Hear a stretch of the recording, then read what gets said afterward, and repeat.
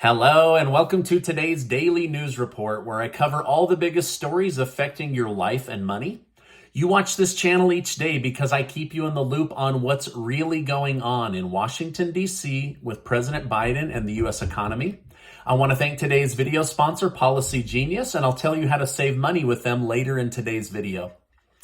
President Biden is under massive amounts of scrutiny after he fist bumped the Crown Prince of Saudi Arabia, which Americans highly discouraged him to meet with. If fist bumping this man who killed an American journalist wasn't disrespectful enough, Biden also got a financial lesson from the Crown Prince himself. Here's what he had to say. Speaking on the Green Deal, the Crown Prince stated, adopting unrealistic policies to reduce emissions by excluding main sources of energy will lead in coming years to unprecedented inflation and an increase in energy prices and rising unemployment and a worsening of serious social and security problems. It's sad when you have to be told how to run the country by one of your enemies. Now, one of the Crown Prince's top economic advisors said, the United States could easily provide the energy its people need as they are sitting on more oil than even Saudi Arabia. While the Crown Prince thinks Biden is wrong, Senator Bernie Sanders thinks he's absolutely right. Yesterday on ABC News, Bernie Sanders voiced support for Biden's Green Deal while attacking Senator Joe Manchin for intentionally sabotaging a Democrat president. This is what he had to say. The problem was that we continued to talk to Manchin like he was serious. He was not. This is a guy who's a major recipient of fossil fuel money, a guy who has received campaign contributions from 25 Republican billionaires. So Senator Bernie Sanders is blaming America's problems on Joe Manchin, not Joe Biden, and saying he is purposely sabotaging the president and the Democrat Party for his own benefit. However, none of Manchin's colleagues acknowledge in the least that he was at least right about the rising cost of goods and services getting out of control. So, on the one hand, they don't like Manchin because he won't push through any of their items. On the other hand, Manchin was the only Democrat that would publicly say inflation was going to get out of control.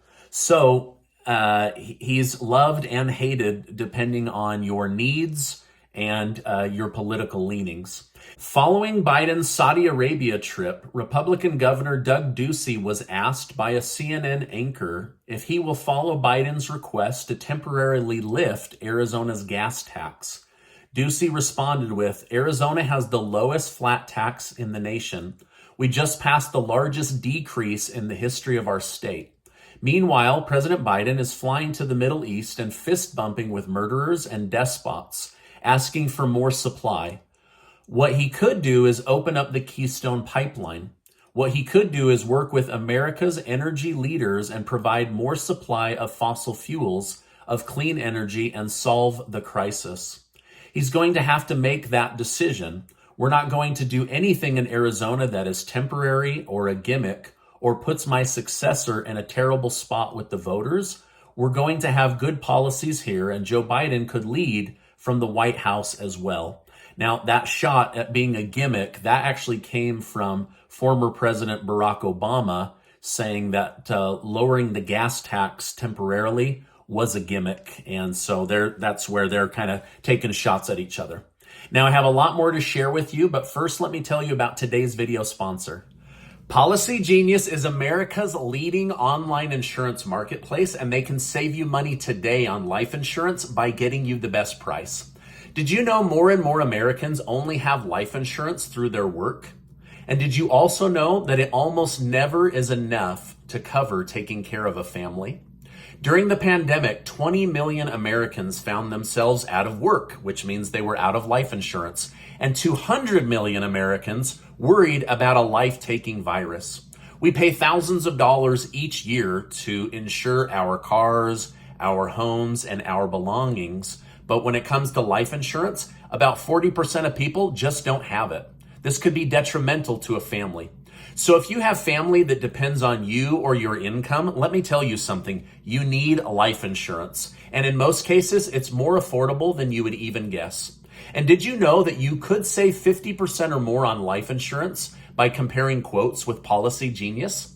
So head to policygenius.com/Stephen Gardner to get your quotes today and see how much money you could be saving. All right, now let's get back to today's news update. Now, I do have some good news for you, at least according to the White House itself. Americans could be having a big reduction at the gas pump. Here's what I mean by that. A high-ranking White House energy advisor just predicted that gas prices will continue to fall sharply. While on CBS, the advisor, Brian Deese, stated that he believes average gas prices will drop from $4.53 a gallon down to below $4 a gallon within a few weeks.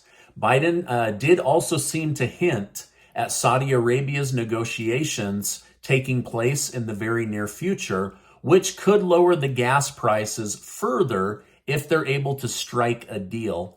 However, Biden may be viewed as hypocritical for his move as he refused to buy oil from Russia, but will now buy oil from Saudi Arabia, who buys oil from Russia. So it's all a big mess, but you and we're caught in the middle of these political wars over things you and I had nothing to do with, but it's affecting our pocketbook. It doesn't affect these politicians in the least, but it does affect you and me. So the White House says these lower gas prices are a win for the American people, and that should be coming very, very soon. I'm hoping that they're telling the truth, right? Now, while gas coming down to $4 a gallon is a good start, that still makes it almost double what it was when President Biden was sworn into office. My worry is Biden's climate czar, John Kerry, said this weekend that he is telling the president not to meet with American oil companies or pump any new oil. As much as it hurts, John Kerry says the United States needs to push through this transition to clean energy. Isn't that nice for people that are worth hundreds of millions of dollars or billions of dollars to tell us that our pain is okay as long as it's for the good of the country, right? But they're not feeling any pain. This dude literally travels the entire world in a private jet, burning way more fuel than you and I will use in a decade, and then tells us that it's our fault. Also, Biden's top advisor, Brian Deese, that I just told you about, also said over the weekend that Americans have plenty of money and low unemployment. He said that the United States is in a position to transition to clean energy better than any country in the world. So even though these guys are telling us prices are going to come down, and that's a big win, I don't disagree with that. Behind the scenes, they're still pushing so hard to get everybody into these electric cars and into solar. But at the same time, I read in the headlines that California is about to have blackouts, that Texas is about to have blackouts. So the electric grid can't even handle what they're trying to do right now. And in the meantime, while we transition, it's just pain, pain, pain at the grocery store, at the gas station. So there's still a lot that needs to happen. Now, while Joe Biden is getting a lot of flack for his fist bump, former President Donald Trump is also getting criticism. The families of victims from 9/11 wrote a letter to Trump requesting that he cancel a Saudi Arabia-backed golf tournament that one of his golf courses is hosting. The letter read, "It is incomprehensible to us that a former president of the United States would cast our loved ones aside for personal financial gain. We hope you will reconsider your business relationship with the Saudis Golf League and will agree to meet with us. I will update you on if Trump decides to cancel, but as of this recording, he has not." I recently reported about a study which documents 60 instances a mass shooter was stopped by a citizen owning a legal gun. After I reported this, a 22-year-old hero stopped a shooter at a mall this weekend. Sadly, the attacker was able to kill 3 people before being killed himself, but it could have been a lot worse if this armed citizen had not been able to take him down. Indiana Police Chief Jim Ison stated, "The real hero of the day is the citizen that was lawfully carrying a firearm in the food court and was able to stop the shooter almost as soon as he began." So I know there's a lot of mixed feelings about guns and different types of guns, but this is a story that was big in the news. California Governor Gavin Newsom is continuing to build his political images by taking shots at prominent Republican figures. When asked about his popular ad attacking DeSantis, Newsom explained that he was disgusted by his recent actions and said, "I couldn't take it anymore. He's going after the gays. He's going after people, other people across the spectrum, going after vulnerable minorities. I can't take it." After these comments, the interviewer asked if he had anything to say to DeSantis. Newsom responded with saying, "Stop being a bully. Stop belittling people that look different, act different, and love different. Who the hell are you? Stop threatening people." While Newsom had his fair share to say, Florida's Governor Ron DeSantis shot back.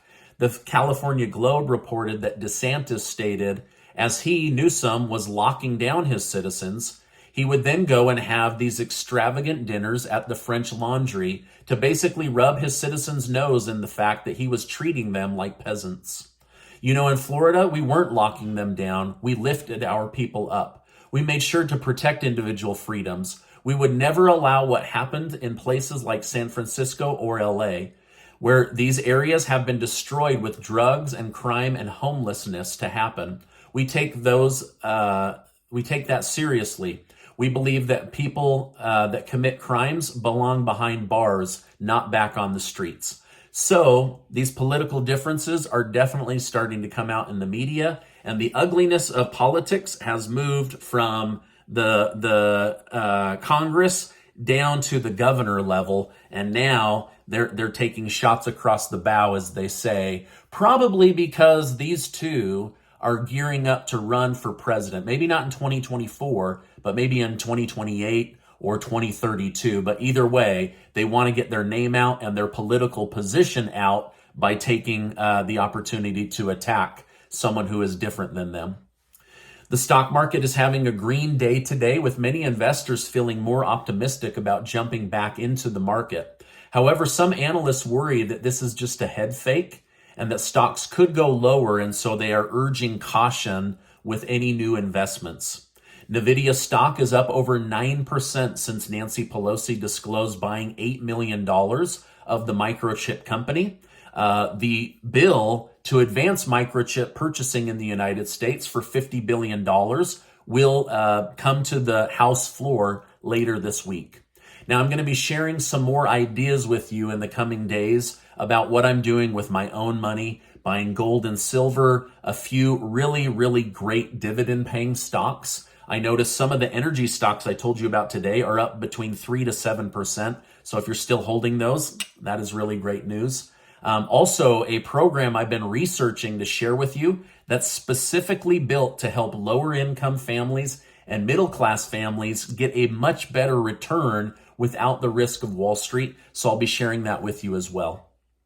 Lastly, Dr. Anthony Fauci announced he will retire at the end of Biden's presidency and pass the torch on to someone else. Depending on your feelings of Fauci, some were saddened by this, while others cheered the news. So I'll just let you decide what you think of Dr. Fauci. Now, before you go, I want to remind you that you are amazing. Make sure to get your name entered to be one of the winners of the $6,000 that Casey and I are giving away. Also, check out that link today for Policy Genius. They can save you money on auto insurance, homeowners insurance, and life insurance, and everybody should have life insurance. Hey, I appreciate you being in my community, and I will see you on the next video.